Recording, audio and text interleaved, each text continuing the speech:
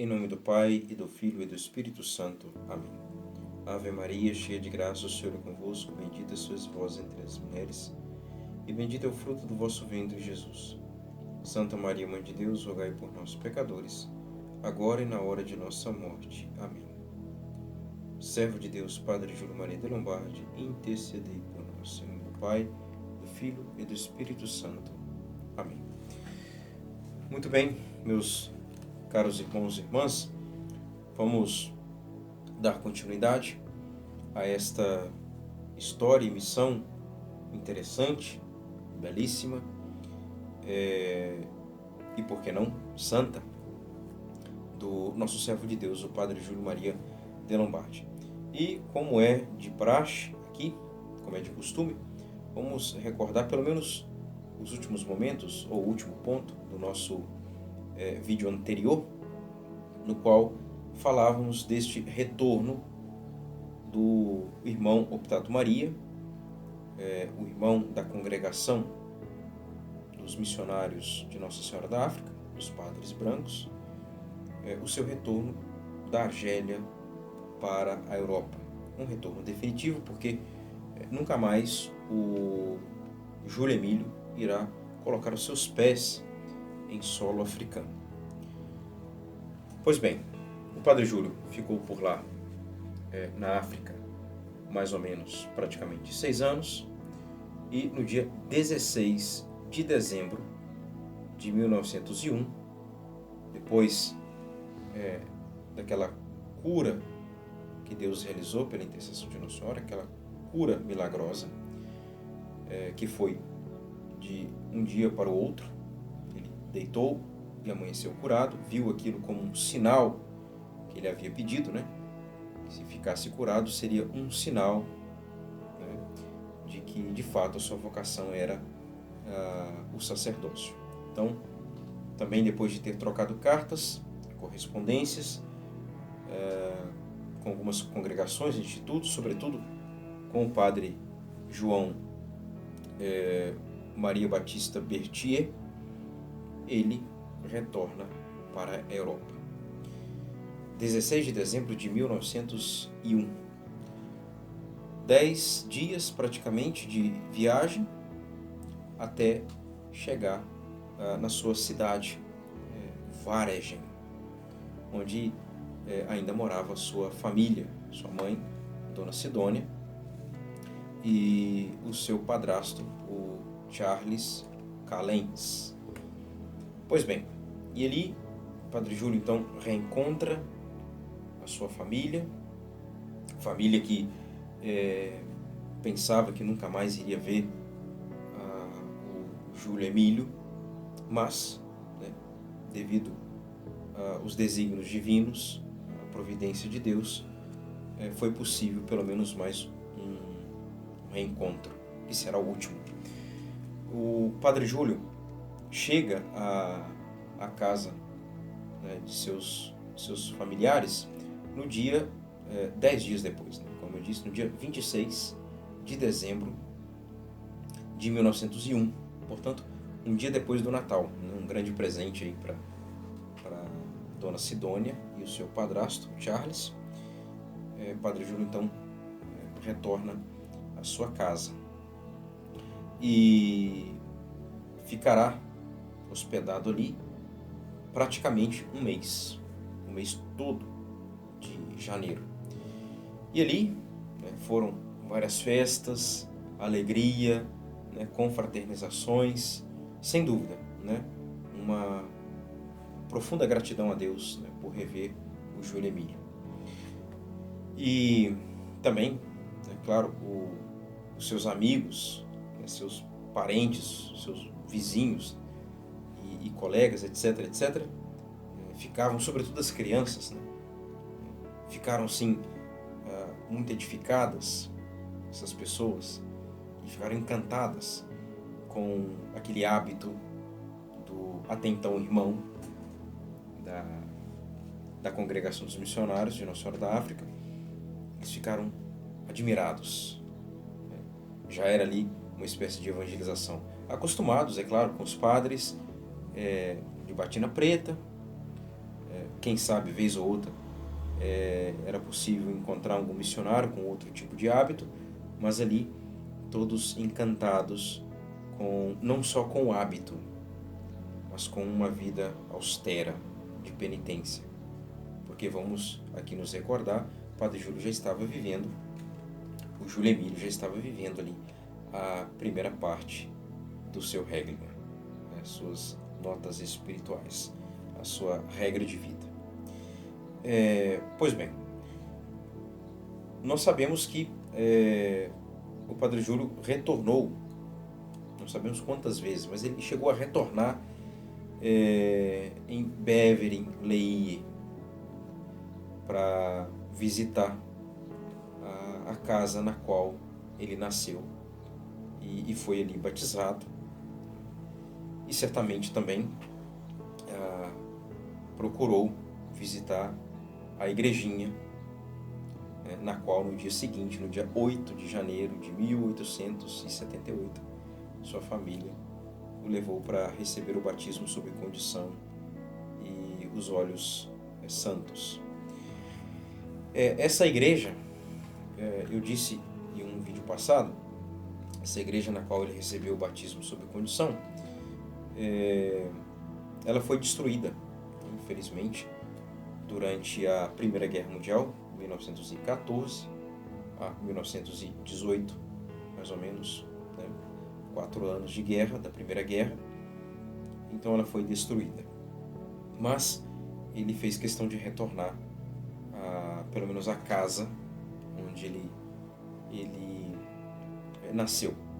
Então esse retorno aconteceu em janeiro de 1902. A casa então será destruída ali durante a Primeira Guerra Mundial. A casa não, perdão, a igreja. A igreja.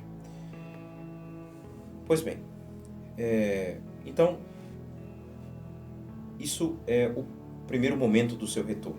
Encontro com a família, com os amigos, algumas confraternizações, etc.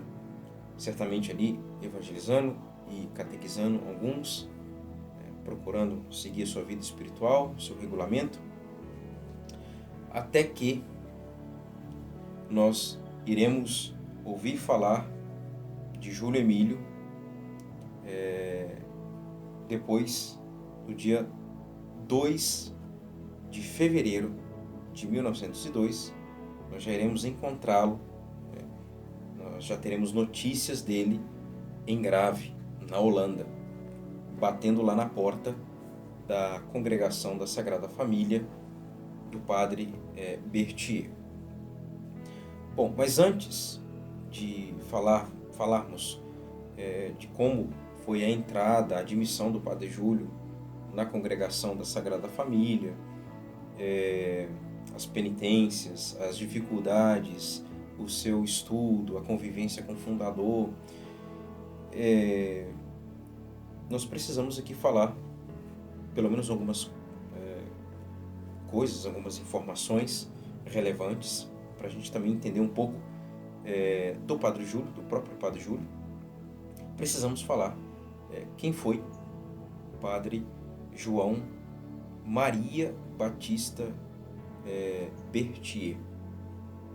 Assim como nós falamos aqui muito brevemente dos pais do Padre Júlio, também do cardeal Levigerier, por mais que o Padre Júlio não o conheceu pessoalmente, mas o Padre Júlio recebeu aquela espiritualidade, aquela formação de modo indireto, através ali dos irmãos da Congregação dos Missionários de Nossa Senhora da África. Falamos ali brevemente do cardeal e convém agora também falar muito brevemente também do Padre Berthier, porque certamente foi quem mais influenciou, filosoficamente falando, teologicamente falando, espiritualmente falando, devocionalmente falando, foi quem mais influenciou o Padre Júlio Maria, em toda a sua formação ali no seminário. O Padre Júlio Maria conviveu por 6 anos com o padre Berthier. E vamos aqui então falar um pouco quem foi o padre João Batista Berthier. Nós temos na internet, claro, tem aqui algumas informações na própria biografia que Dom Antônio escreveu sobre o padre Júlio. Por exemplo, aqui tem uma nota de rodapé extensa sobre o padre Berthier. Também ao longo do texto, o Dom Antônio fala de várias situações nas quais o padre Berthier, né, se encontra aqui durante a vida com o padre Júlio, etc. Também o padre Demerval coloca aqui algumas características, virtudes do padre Berthier. E também na internet, eu tenho o PDF, ainda não imprimi, não realizei a impressão, mas nós temos na internet um artigo, né, de 4 páginas, no qual fala do processo de beatificação do padre Berthier. Então, depois eu vou colocar o link para quem quiser, né, baixar, fazer o download, o processo de beatificação dele. Eu vou usar esse artigo no próximo vídeo, quando eu for falar da formação que o padre Júlio vai receber, de fato da influência que o padre Berthier vai exercer sobre o padre Júlio. Eu irei utilizar mais esse artigo, irei citá-lo. Mas agora eu quero me deter tanto aqui nas informações dos livros do Antônio e o padre Demerval, mas faço uso também de um artigo mais extenso, de 98 páginas, cujo nome é A Atuação dos Missionários da Sagrada Família em Natal, ou seja, no Rio Grande do Norte, aqui no Brasil, de 1912 a 1970. Este artigo é uma tese, na verdade, né, que foi publicada pela Universidade Federal do Rio Grande do Norte. O autor é Gilmar Pereira de Castro, do ano de 2005. Também vou deixar aí o link para poderem baixar e fazer o download, para quem quiser aprofundar na história tanto do padre Berthier. Tem muita informação sobre ele nesta tese, também como que ocorreu a própria fundação, a história da fundação, nos pormenores da Congregação da Sagrada Família, e ele discorre, né, essa atuação da congregação no Rio Grande do Norte até a década de 70. Pois bem, no caso do padre aqui Demerval, ele faz uma pergunta: e quem era esse homem? Quem era o João Batista Berthier, que nasceu em 1840? Para dizer mais exato, ele nasceu no dia 25 de fevereiro de 1840. Então ele é 38 anos mais velho do que o padre Júlio. Quem era esse homem?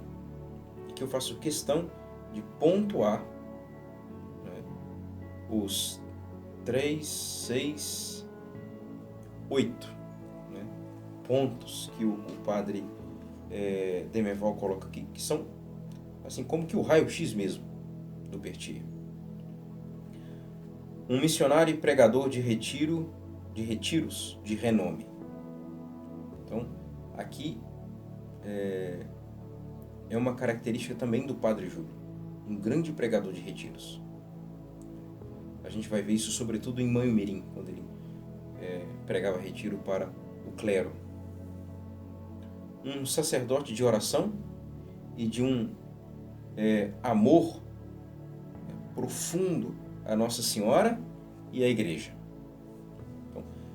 Estou fazendo questão de ler para vocês perceberem que essas características, essas virtudes, elas estão também impregnadas na alma do Júlio Emílio. Um diretor de almas esclarecido e seguro.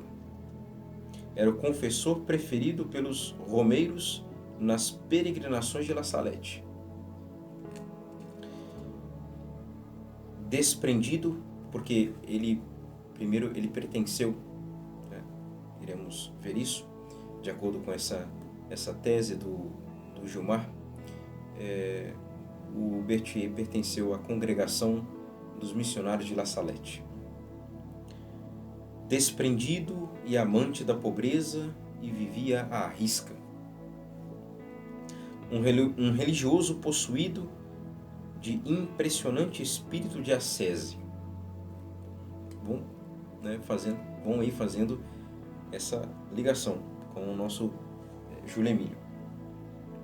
Um renomado escritor, deixando mais de 30 livros e diversos folhetos. De uma simplicidade e humildade tal que qualquer pessoa, né, poderia ficar ali impressionada diante da sua presença. Ou seja, as pessoas ficavam admiradas, edificadas com a simplicidade e a humildade. E por último, uma inteligência brilhante e de uma vasta cultura filosófica e teológica. Aí,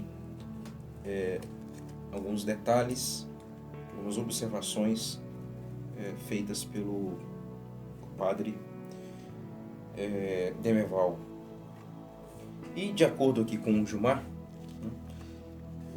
primeira coisa, ele coloca então a data, obviamente, de nascimento. O padre Berthier nasceu na França e depois ele foi para o seminário menor para estudar filosofia. Este seminário menor, ele foi para lá em 1857, então ele já estava aí com seus 17 anos de idade. E o seminário ficava em Grenoble, que fica não exatamente no sul da França, mas no sudeste da França, Grenoble. E ali, por exemplo, já está na fronteira com a Suíça, e Grenoble também fica bem próximo ao Monte Branco, é o pico, é o monte mais alto da Europa, com praticamente quase 5.000 metros de altitude. Pertence ele então aos Alpes suíços, né? Pois bem, então esse seminário é importante e nós iremos entender o porquê. Essa década de 50, do século XIX, segundo a tese aqui não só do Gilmar, mas para quem estuda a história da igreja, sobretudo ali da França, na década de 50, na França, se lia muito Descartes, por exemplo. Os filósofos modernos, sim, mas principalmente Descartes, com sua dúvida metódica. Essa mania de querer duvidar de tudo, colocar tudo em xeque. Então, no seminário de Grenoble, graças a Deus, o padre Berthier pôde receber uma formação tomista, para justamente combater os erros desses filósofos modernos, que estavam na moda. Depois, em 1858,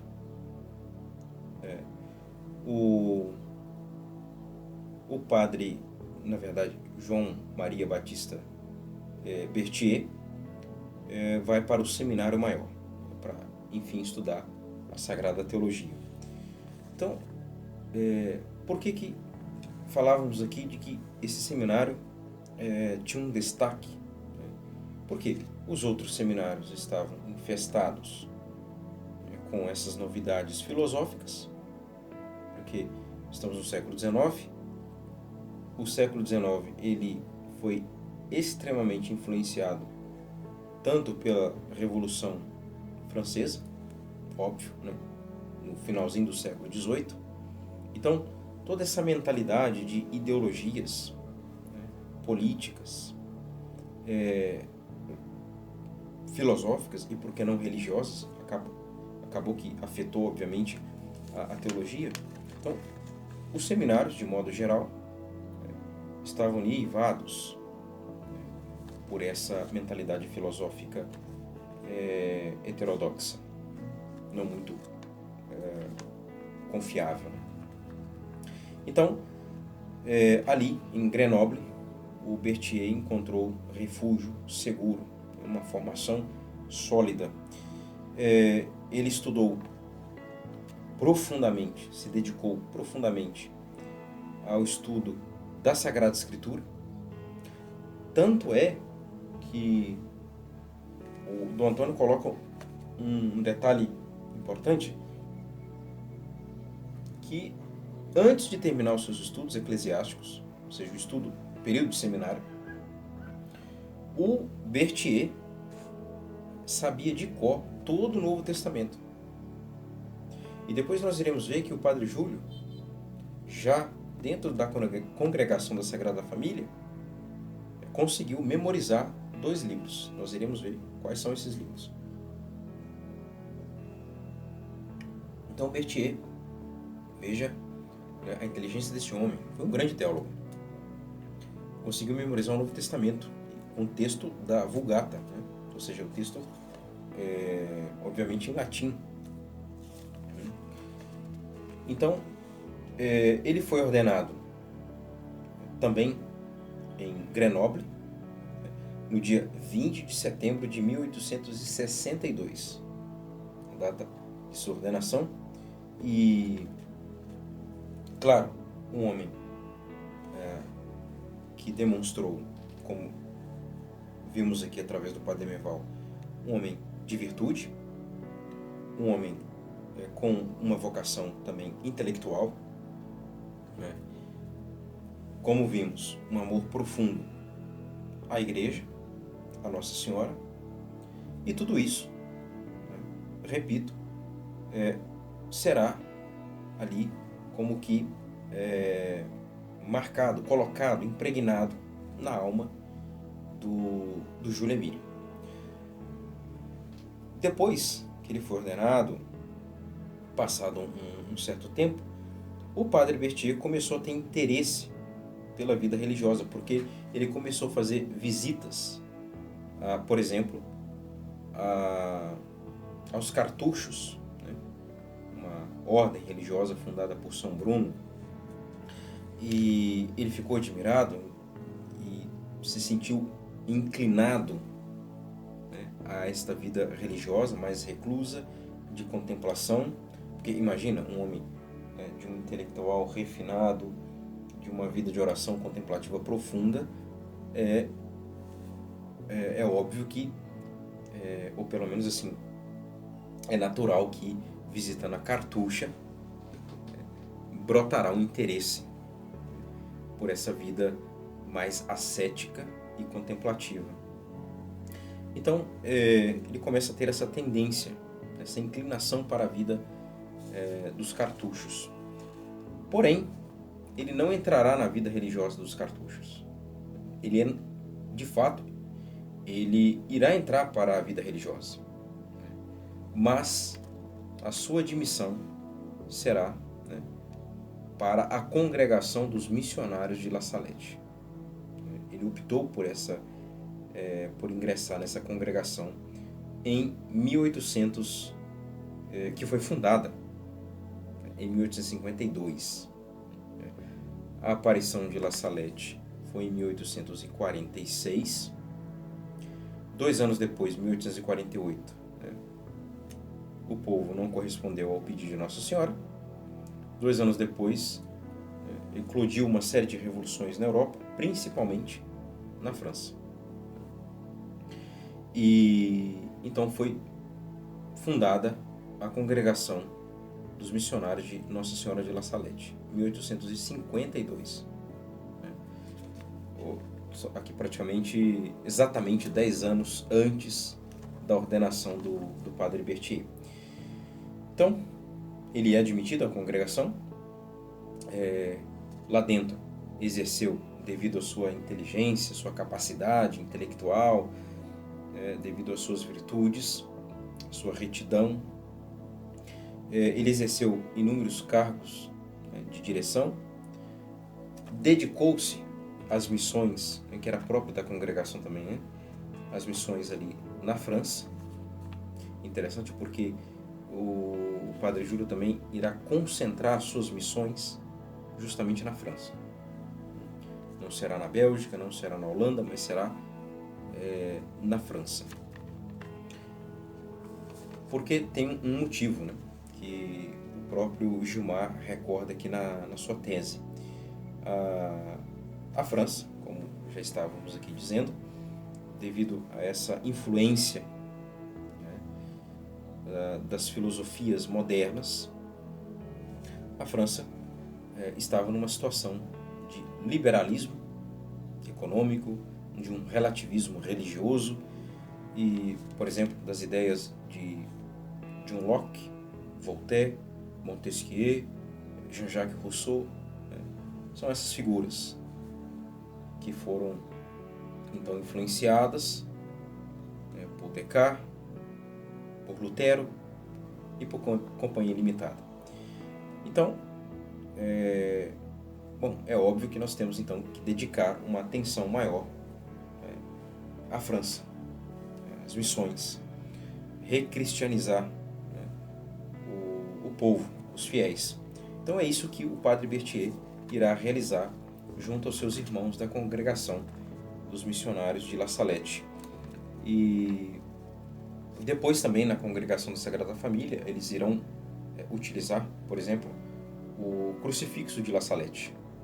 Quem visita o memorial do padre Júlio Maria em Montmirim encontra lá um crucifixo de aproximadamente uns 15 a 20 centímetros, era enorme. Nós temos fotos do padre Júlio Maria, inclusive com este crucifixo, já aqui no Brasil, que era o crucifixo utilizado pela congregação dos missionários de La Salette. Pois bem, e uma das finalidades, talvez a principal dessas missões de La Salette, era realizar missões em paróquias. Chegavam, ficavam então hospedados ali, armavam sua tenda na paróquia e lhe realizavam as catequeses, as missões, as famosas pregações. Também o padre Júlio irá fazer a mesma coisa. Quem sabe isso influenciou depois a fundação dos missionários sacramentinos, que uma das funções, das finalidades também é essa de cuidar de paróquias, né? Se estabilizar mais em paróquias.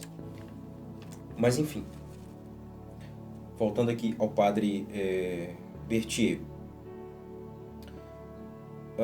ele organizou e dirigiu, ele próprio, o Berthier, escolas apostólicas. Inclusive ele irá depois pedir ao padre Júlio Maria para dirigir uma dessas escolas apostólicas, já na Bélgica. E, um homem com uma atividade missionária apostólica intensa. Em 1888, e, se eu não estou enganado, é o ano da morte de São João Dom Bosco, o padre Berthier, com alguns outros membros da congregação, eles vão a Roma para fazer uma visita a Roma, e também o Papa Leão XIII. Realizam essa visita e retornam para suas atividades depois, normalmente para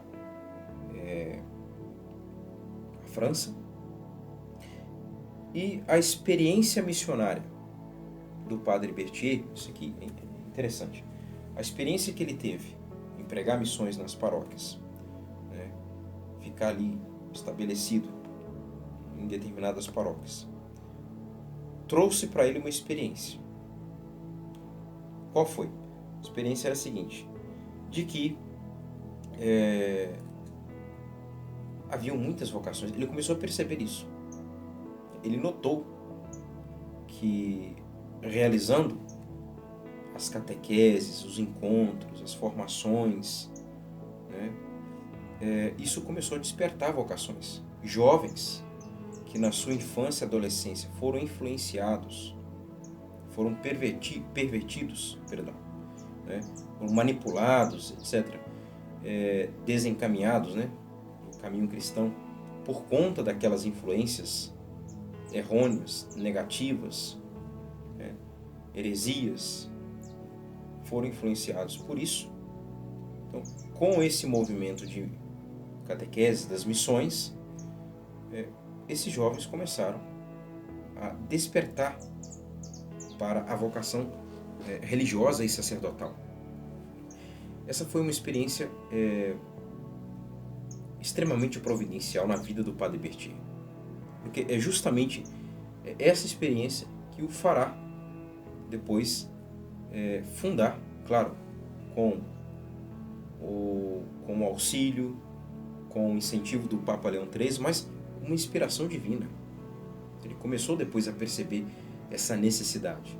Já era Deus movendo no interior do Padre Berthier a necessidade de fundar uma congregação na Holanda, depois ele vai fundar isso na Holanda, para acolher essas vocações jovens, vocações tardias ou atrasadas, a gente vai encontrar esse termo também, né?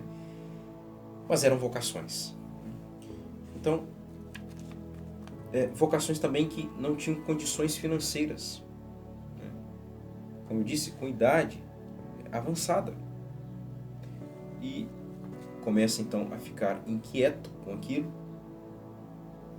Ele que já também depois, mais para frente, vai começar a receber cartas do próprio Júlio Emílio, mas Deus já começou a trabalhar no coração do Berthier para isso. Outra coisa que vai incentivá-lo ainda mais, vai empurrá-lo cada vez mais para esse lado, ou seja, para de fato fundar posteriormente uma congregação, foram aqui alguns pronunciamentos, alguns escritos do Papa Leão XIII. Vocês se recordam que em um determinado vídeo aí, passado, eu li um trecho do volume 9 da História da Igreja do Daniel Rups, onde lá o historiador Daniel dizia exatamente isso, que o Papa Leão XIII foi um grande incentivador, né, um propagador da missão, né, da necessidade de recristianizar não só a França, mas a Europa e o mundo todo. E aqui mais uma vez aparece esse fato. Então, através de uma carta encíclica e de 2 cartas apostólicas, isso tudo acabou sendo como que a gota d'água para o Padre Berthier começar a ver a possibilidade de fundar uma congregação para acolher essas vocações que estavam ali espalhadas por essas paróquias. Pois bem, então nós temos a encíclica de Leão XIII de 1880, que fala do trabalho das missões, e a encíclica Sancta Dei Civitas, a Santa Cidade de Deus, que é a Igreja. Depois, Preclare Gratulationes, Preclare Gratulationes, Gratidão Pública, de 1894, e Neminem Fugiti, a ninguém escapa, Neminem Fugiti. É também uma carta apostólica de 1892, na qual o Papa Leão XIII fala e exalta a devoção à Sagrada Família. E tem essa frase, por exemplo, a ninguém escapa que a felicidade pública e privada depende principalmente da instituição familiar. Então é isso, a ninguém escapa. Neminem fugit. Pois bem, então, missão, devoção à Sagrada Família. E é isso que nós iremos encontrar condensado no Padre Berthier. A missão e a devoção à Sagrada Família. Pois bem, depois, com tudo isso, o Padre Berthier fará novamente uma visita a Roma. Ele retorna a Roma para ver essas possibilidades, para ver quais são as possibilidades para fundar e ver de fato se é uma inspiração divina e, portanto, tem que ter a chancela, a aprovação da igreja, quais são as possibilidades para fundar essa congregação. Então ele vai e lá ele encontra com o secretário de Estado do Papa, o cardeal Rampolo. E esse cardeal, ele então ali ouve o Padre Berthier.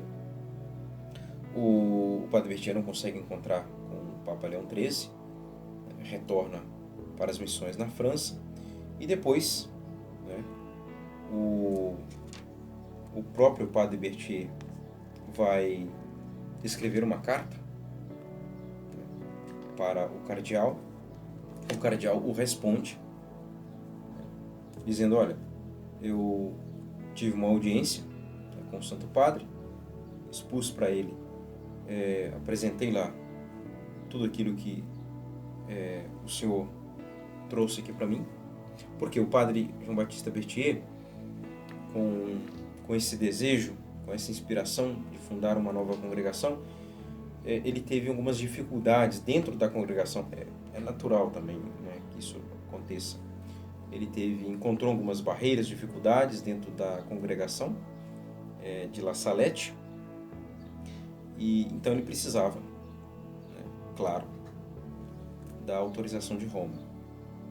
E a autorização saiu, ou seja, era a vontade de Deus. O cardeal disse para ele na carta: olha, o Papa o incentiva muito, tem todo o apoio de sua santidade, o Papa Leão XIII, então vá em frente. Então, após isso, o Papa incentivá-lo, 1894. Já no ano seguinte, o Padre João Batista Berthier irá fundar a Congregação dos Missionários da Sagrada Família em Grave, na Holanda. Claro, ali na tese do Gilmar, ele vai colocar como que foi o primeiro capítulo, ou seja, as primeiras reuniões, a escolha do lugar. Nós iremos falar isso no próximo vídeo, a escolha do prédio para a nova congregação e etc. Então lá vocês têm detalhes a mais sobre a fundação da Congregação da Sagrada Família, também outros detalhes, outros pormenores do Padre Berthier. Eu vou continuar a falar mais algumas coisas, vou acrescentar sim um outro detalhe, mais alguma informação sobre o Padre Berthier no próximo vídeo, porque no próximo vídeo nós iremos tratar da admissão, da entrada do Padre Júlio para a congregação, ali as suas primeiras impressões da nova congregação na qual ele estava entrando, o seu primeiro contato com o Padre Berthier, também as suas primeiras impressões do próprio Berthier, vice-versa. E esse será o tema, o assunto do nosso próximo vídeo. o Padre Júlio Maria, né, o nosso Júlio Emílio, no mesmo ano de 1902, no dia 4 de outubro de 1902, ele vai então receber o hábito, né, da nova congregação dele, a Sagrada Família, e passará a ser chamado como Frater de Lombardi. Então, nessa altura do campeonato, ele já estava com 24 anos. Bom, mas da sua admissão para a Sagrada Família em diante, a gente aguarda vocês para vermos como foi, para tratarmos de tudo isso no nosso próximo vídeo. Servo de Deus, Padre Júlio Maria de Lombardi, intercedei por nós. Em nome do Pai, e do Filho, e do Espírito Santo. Amém.